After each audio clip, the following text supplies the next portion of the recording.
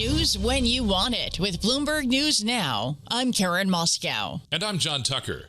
Well, John, the apparent stabilization in the energy and equity markets this morning comes as the U.S. and Israel reassure world leaders and investors they will no longer target energy infrastructure in Iran. Oil and gas prices have surged this week following strikes from both sides. As heard right here on Bloomberg Radio, President Trump said he told Israeli Prime Minister Benjamin Netanyahu to stop attacking Iranian oil and gas fields. I told him don't do that, and he won't do that. We didn't discuss. We do. We're independent. We get along great. It's coordinated, but on occasion he'll do something, and if I don't like it, and so we're not doing that anymore.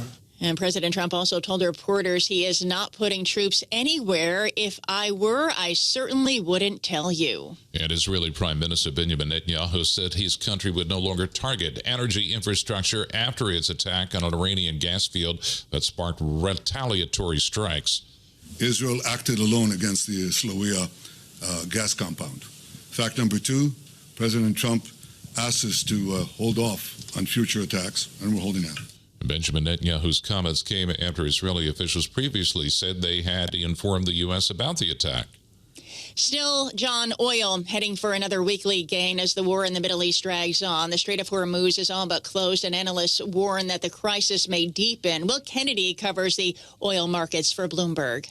Iran has throughout this conflict and continues to strike energy infrastructure. It has from the beginning hit refineries throughout the region, and we saw another strike this morning on a Kuwaiti refinery. So there hasn't been a stop to the strikes on energy infrastructure in the region. But as long as Hormuz is closed, the energy problems will remain. The main fundamental driver of energy markets right now is the Strait of Hormuz, which is normally responsible for 20% of the world's energy flows, is effectively shut. We're probably losing about half of that, 10 million barrels a day, roughly. That's unsustainable unless prices go much, much, much higher. And that's Bloomberg's Will Kennedy. And other energy markets, European natural gas futures surged to almost double their pre-war level. Fuel prices also climbed, with central bankers warning that the conflict carries the risks of tighter monetary policy. And current tensions between the U.S. and Japan over the Iran war remained evident as President Trump hosted the Prime Minister's son Takaichi at the White House. Here's President Trump's response when a reporter asked him why the U.S. hadn't informed Japan and European allies in advance of his strike on Iran. One thing you don't want to signal too much. When we go in, we went in very hard, and we didn't tell anybody about it because we wanted surprise. Who knows better about surprise than Japan? Okay? Why didn't you tell me about Pearl Harbor? Okay?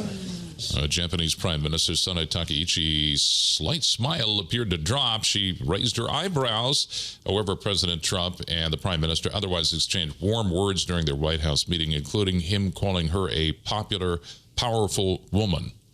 Well, John, the director of national intelligence, Tulsi Gabbard, acknowledged to lawmakers that the U.S. and Israel have different goals for their joint military campaign in Iran. And Bloomberg's Amy Morris has more from Washington.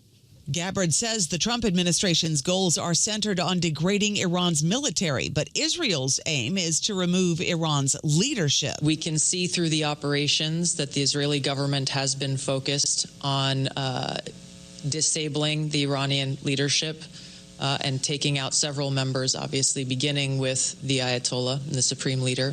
The conflict has led to Iranian retaliation against several Gulf countries and strained U.S. ties with allies in Europe. Gabbard says she does not know if Israel supports President Trump's desire for a deal with Iran. She was on Capitol Hill for a House committee hearing on global threats. In Washington, Amy Morris, Bloomberg Radio. And in other news this morning, the Justice Department has sent a subpoena to former FBI Director James Comey.